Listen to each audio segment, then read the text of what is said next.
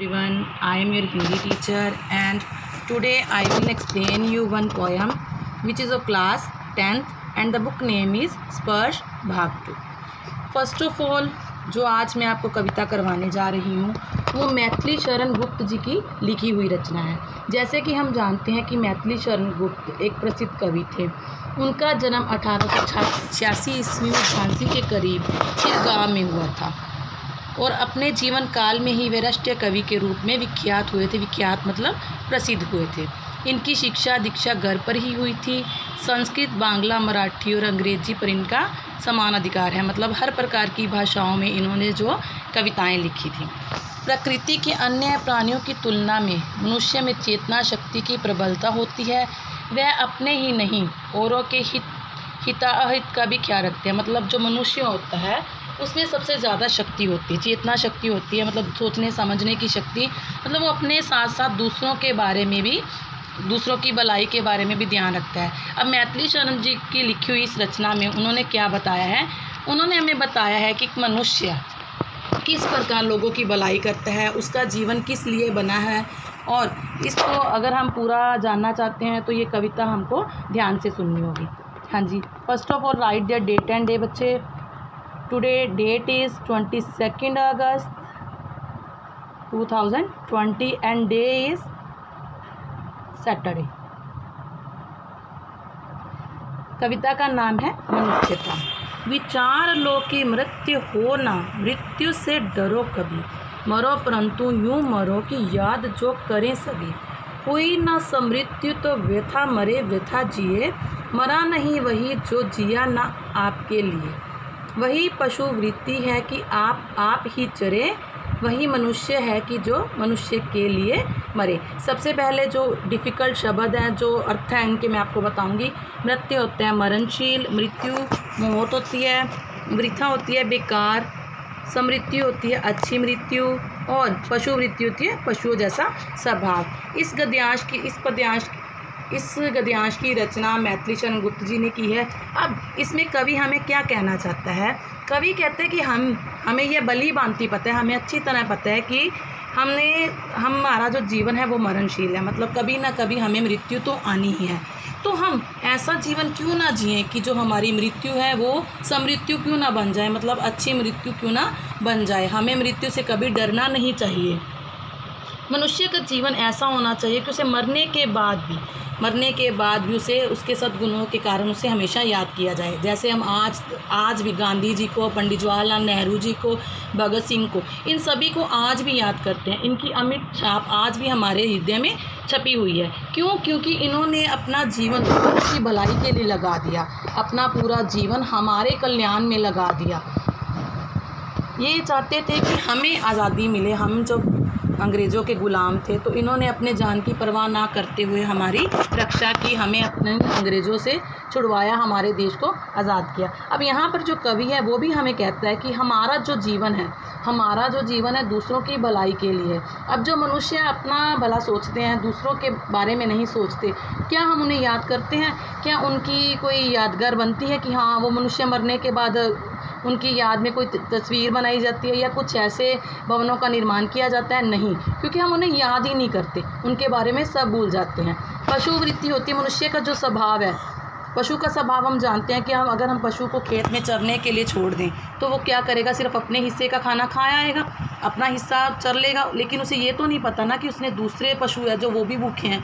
ये प्रवृत्ति जो मनुष्य में है कि मनुष्य जब सोचता है कि मैं खा लूँ, मैं अपने परिवार के लिए, अपने दूसरे साथियों के लिए भी छोड़ दूँ। जैसे हम देखते हैं कि हमारे घर में कमाने वाले सिर्फ कौन होता है? घर का मुखिया। किसी के घर में पापा मम्मी जो भी है, दादा दादी, वो कमाते हैं। वो हम सब के लिए कमाते हैं, मतलब जिससे हम सबका भला हो सके।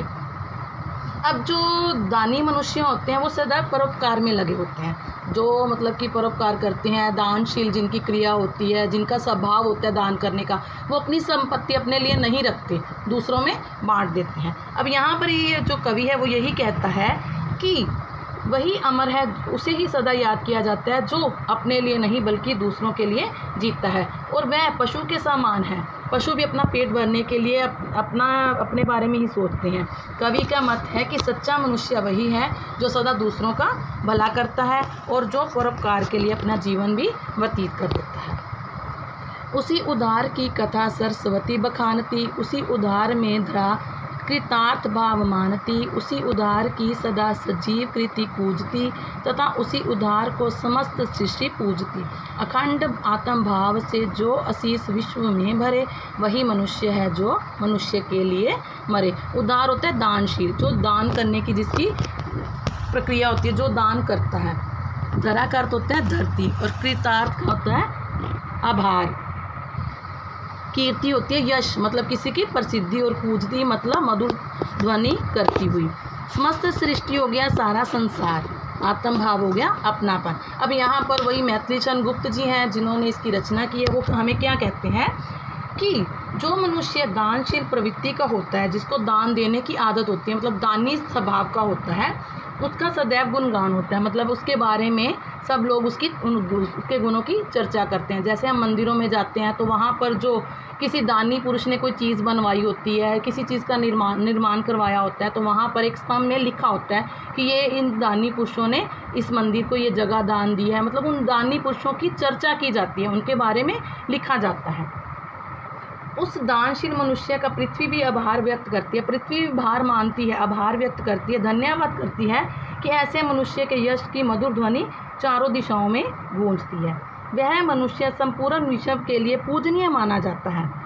पूजनीय माना जाता है अर्थात सभी उसकी पूजा करते हैं। क्यों करते हैं पूजा? क्योंकि वो सभी का भला करते हैं, सभी के साथ अपनेपन से व्यवहार करते हैं, अपनापन जताते हैं। यह अपनेपन का भाव अखंडित होता है, मतलब कभी ख़त्म ना होने वाला उनके प्रवृत्ति होती है, क्योंकि उनका स्वभाव ही ऐसा होता है, वो सबके बारे में ही सोचते हैं। वही मनुष्य है जो मनुष्य के लिए मरे, मतलब वही मनुष्य है जो हमेशा मनुष्य के बारे में सोचे। शुद्धार्थ रंती देव ने दिया करस्थल थाल भी, तथा दधीची ने दिया परार्थ अस्थि जाल भी। उनीश्वर क्षितिज ने स्वयं मांस दान भी किया, से हर्षवीर करण ने शरीर चम्र भी दिया। अनित्य देह के लिए अनादि जीव क्या डरे, वही मनुष्य है कि जो मनुष्य के लिए मरे। शुद्धार्थ होता है भूख से व्याकुल। एक राजा थे रंती देव, मतलब दानी राजा थे, रंती देव थे राजा। करस्थल हो गया हाथ में पकड़ा हुआ थाल। अब यहाँ पर जो कवि है वो हमें क्या कहते हैं? दधीची होते एक प्रसिद्ध दानी, जिनका स्वभाव था दान करने का। और प्रमार्थ दूसरों के लिए, अस्थि जाल हड्डियों का समूह। उनीश्वर हो गया गंधार देश के क्षितिज, मतलब राजा। स्वयं मांस अपना मांस। सहर्ष हो गया राजा जिन्होंने मतलब प्रसन्नता पूर्वक हर चीज़ दान में दे दी। अनित्य हो गया नश्वर शरीर। अब यहाँ पर वही मैथिली चरण गुप्त जी अब दानी राजाओं के बारे में कहते हैं कि उन्होंने किस प्रकार लोगों की भलाई, लोगों के कल्याण के लिए अपनी हड्डियां तक दान दे दी। अब यहाँ पर कवि कहते हैं कि हमारे देश में समय समय पर अनेक ऐसे दानी महापुरुष हुए हैं जिन्होंने अपने प्राणों की चिंता ना करते हुए अपना सब कुछ सर्वस्व दान दे दिया, मतलब अपना सब कुछ दान में दे दिया। भूख से व्याकुल रंतीदेव, भूख से व्याकुल रंतीदेव एक राजा थे जिन्होंने खुद मतलब 40 दिन से खाना नहीं खाया था, फिर भी अपना पूरा का पूरा खाने का थाल जो एक भूखे कुत्ते को खिला दिया, क्योंकि वो उनके सामने था। उसी प्रकार दधीची ने असुरों का संहार करने के लिए, मतलब असुरों का नाश करने के लिए अपने शरीर की हड्डियों तक का भी दान दे दिया। और दूसरी ओर करण ने अपने मतलब कवच कुंडल तक दान में दे दिए थे। इंद्र ने जब करण से उसके कवच कुंडल मांगे थे तो उन्होंने वो भी दान में दे दिए थे। यही होते हैं महान पुरुष जो अपने लिए नहीं दूसरों की भलाई के लिए भी जीते हैं। सहानुभूति चाहिए महाविभूति है यही, वशीकृता सदा है बनी स्वयं ही। विरुद्धवाद बुद्ध का दया प्रवाह में बहा, विनीत लोकवर्व क्या ना सामने झुका रहा। हाँ वही उदार है परोपकार जो करे, वही मनुष्य है कि जो मनुष्य के लिए मरे। अब यहाँ पर जो महाविभूति है उसका अर्थ होता है बड़ी भारी पूंजी। अब यहाँ पर जो अर्थ किए हुए हैं, वशीकृता होता है वश में की हुई, और स्वयं होता है मही होती है, स्वयं होता है खुद, और मही होती है पृथ्वी। अब यहाँ पर विरुद्धवाद बुद्ध का दया प्रवाह में बहा, महात्मा बुद्ध ने करुणावश उस समय की पारंपरिक मान्यताओं का जो विरोध किया था, उस समय जो महात्मा बुद्ध के समय में परंपराएं चलती आ रही थी जो मान्यताएं थी उनका विरोध किया था। विनीत हो गया विनम्र भाव से, परोपकार दूसरों की भलाई करना। अब यहाँ पर जो कवि है वो हमें क्या कहता है? कवि कहता है कि जिस मनुष्य के हृदय में दूसरों के प्रति सहानुभूति का भाव है, सहानुभूति मतलब एक सिंपैथी का भाव है, दया का भाव है, वही धनी है। दूसरों के प्रति सहानुभूति ही सबसे बड़ी पूंजी होती है। जो मनुष्य दूसरों के प्रति सहानुभूति रखता है वह सभी को वश में कर सकता है। यह संपूर्ण पृथ्वी अपने आप उसके वश में हो जाती है, क्योंकि जब जो लोग दूसरों की भलाई करते हैं संपूर्ण सृष्टि उसके वश में आ जाती है, मतलब दूसरों की भलाई करने में वो अपना सारा जीवन लगा देते हैं। कवि महात्मा बुद्ध ने करुणापूर्ण स्वभाव के विषय में कहते हैं कि प्राणी मात्र के प्रति करुणा का भाव होने के कारण ही उन्होंने उस समय की मान्यताओं, पारंपरिक मान्यताओं का विरोध किया था। उनके इस कार्य में सारा संसार उनके सामने विनम्र मतलब झुक कर उनके सामने सारा संसार उस समय झुक गया था। कवि फिर से यही बात दोहराता है कि मनुष्य वही है जो मनुष्य के लिए मरता है। थैंक्स।